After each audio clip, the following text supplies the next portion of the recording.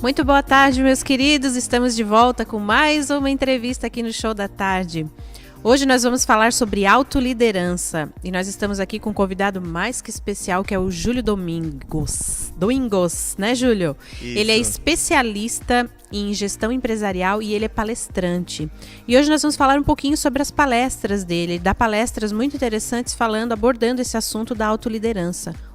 Como ela é importante. Seja bem-vindo, Júlio. Muito obrigado. Muito prazer receber você aqui hoje. Prazer todo Vamos meu. falar um pouco sobre a autoliderança, então?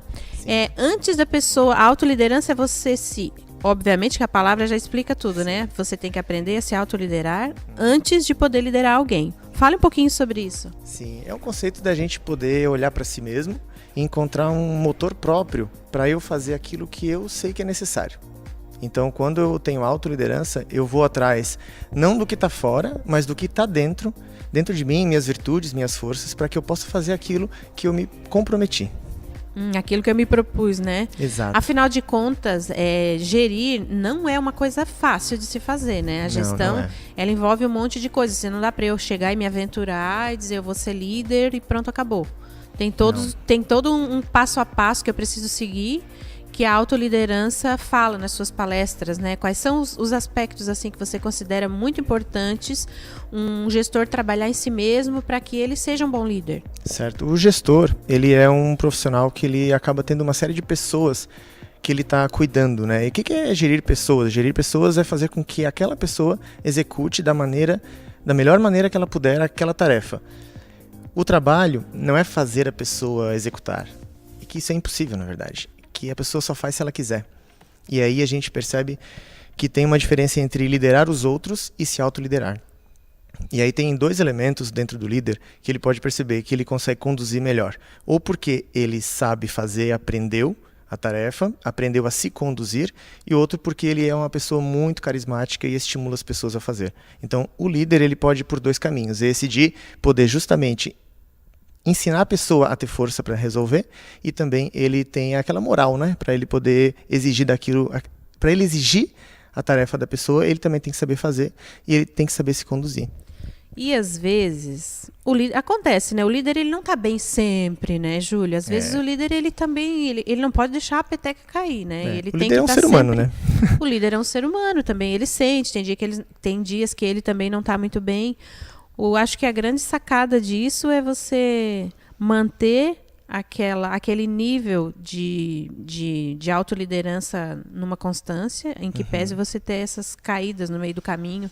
Mas vamos supor que eu estou com um funcionário, um colaborador, que ele está muito desanimado, nossa, não adianta, essa pessoa não vai conseguir vencer, Sim. eu estou cansada de ficar ensinando, a pessoa não aprende nunca.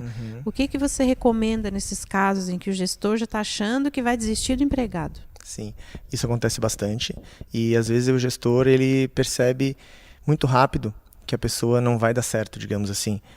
Mas a pergunta é, como é que eu estou ensinando essa pessoa a enxergar aquilo que está fazendo ela se afastar do objetivo dela de se manter no emprego? Porque às vezes a pessoa não sabe que está errando. E às vezes o gestor até diz, mas a maneira como ele diz também não entra na cabeça da pessoa. E aí essa comunicação, ela precisa ter uma maneira de ser feita. E existe, é importante tu observar qual a necessidade que está por detrás daquela pessoa. E aí ele conversa com a pessoa assim, tá, me diz então, o que tem valor para você na sua vida? A pessoa vai dizer, tem valor 1, valor 2, valor 3. Ele identifica que nesses valores não está aquilo que ele dá valor. Aí que muda, porque ele percebeu que, entendi. Ele tem uma escolha. Eu vou ensinar esse valor para a pessoa ou eu não vou ensinar. E ensinar valores demora. Aí que entra a falta de paciência.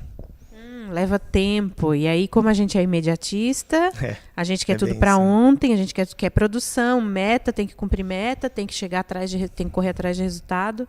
E aí o que acontece? É mais fácil eu colocar a pessoa para fora do que eu tentar desenvolver um talento, porque às vezes ali dentro da pessoa tem um grande talento, né?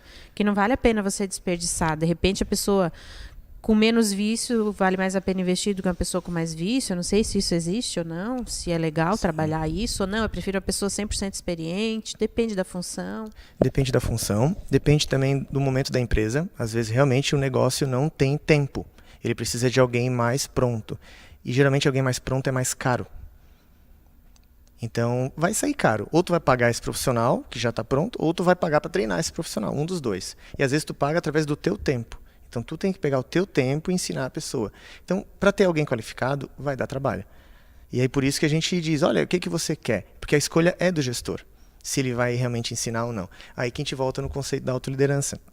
Não é que o empregado é ruim, por isso eu vou tirar. Não, eu vou tirar porque eu percebo que ele não está adequado às necessidades da empresa, ele não pensa como a empresa, e por isso eu escolho ter o trabalho de contratar outra pessoa, ou eu prefiro ter o trabalho de encontrar uma pessoa mais cara. Então o gestor é sempre responsável por aquilo que ele decide. E assim o ser humano também.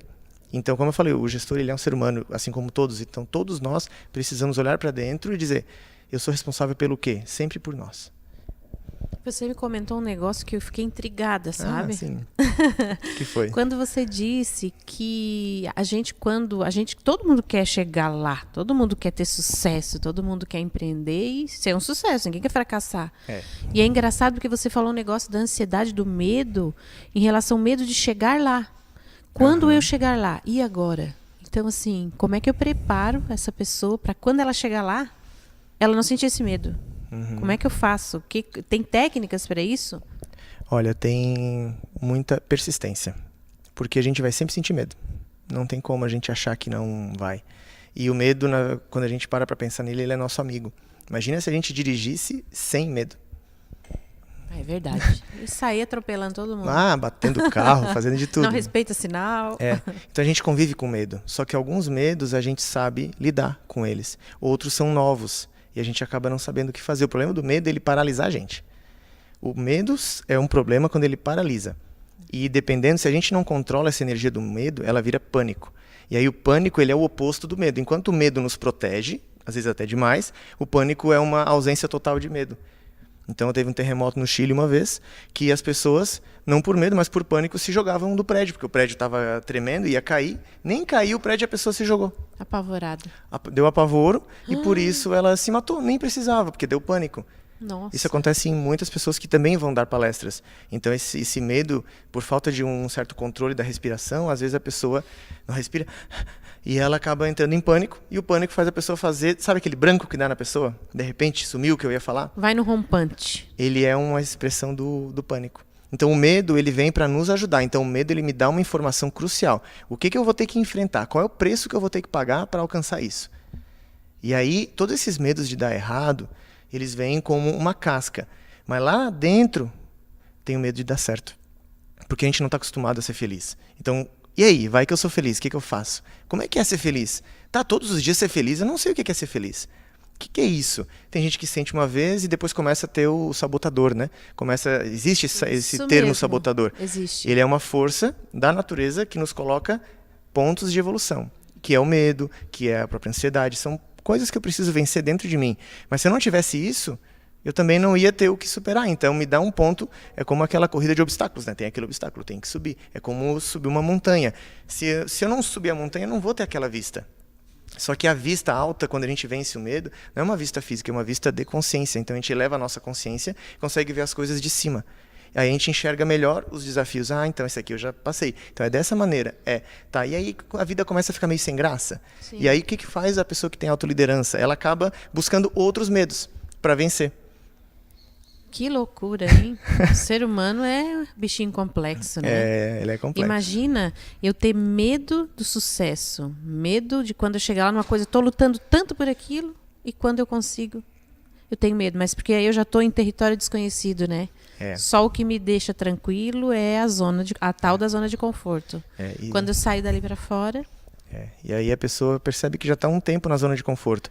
Pode perguntar, ela não está feliz. Dentro dela está tendo um vazio. Então, sempre em busca. Sempre Busca que não cessa. E tem o oposto dessa busca incessante, que é a frustração constante. Então a pessoa ela é frustrada. Ela tem, mas ela é frustrada. Ela tem, mas ela é frustrada. Ela sempre quer algo mais, ela sempre quer algo diferente. Isso acaba virando uma busca que poderia ser muito melhor conduzida por si. Por exemplo, a pessoa conquista algo. Tá, e agora o próximo? E agora o próximo? Tá, mas peraí, esse aqui que tu conquistou? Não, eu já quero o próximo. Também não. Tudo tem que ter um certo equilíbrio. Então, conquistou isso, curte o que tu conquistou. Claro, tu vai continuar olhando porque a gente pode mais, com certeza. Mas se tu deixar de olhar para aquilo que tu tá conquistando, tu também perde o gosto. Vai passar despercebido. Consegui, tá aí agora. A pessoa acaba ficando viciada em coisas novas. E acaba tendo sempre um sofrimento, porque nada é suficiente para deixar a pessoa feliz. Então, não é só tu querer mais, mas também tem que querer mais, valorizando aquilo que tu tem.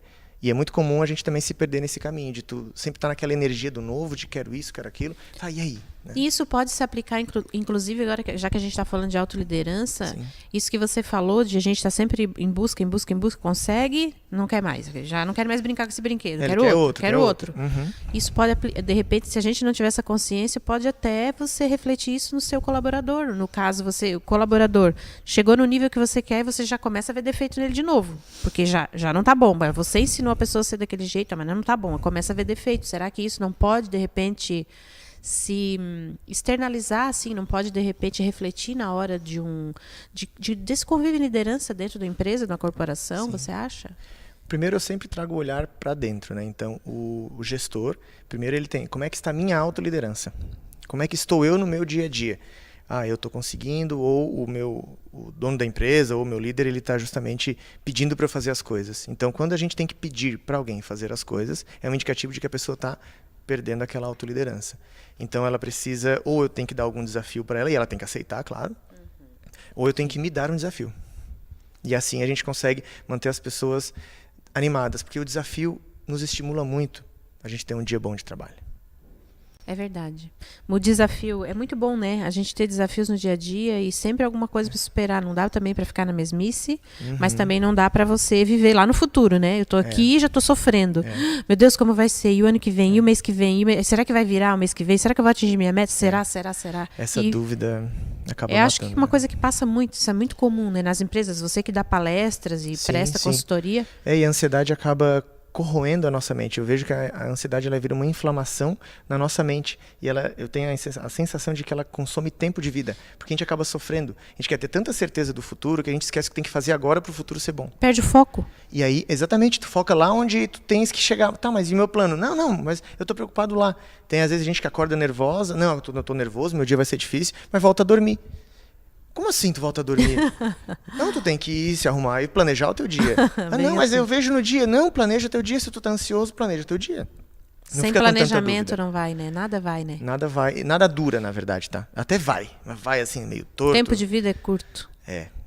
Se ele se dissolve rápido, né? Qualquer coisa que tu vai fazer, até o teu próprio dia. Se tu não tem um planejamento de dia, o teu dia ele se dissolve com as demandas dos outros e tu sempre pode dar uma mensagem. Aqui não.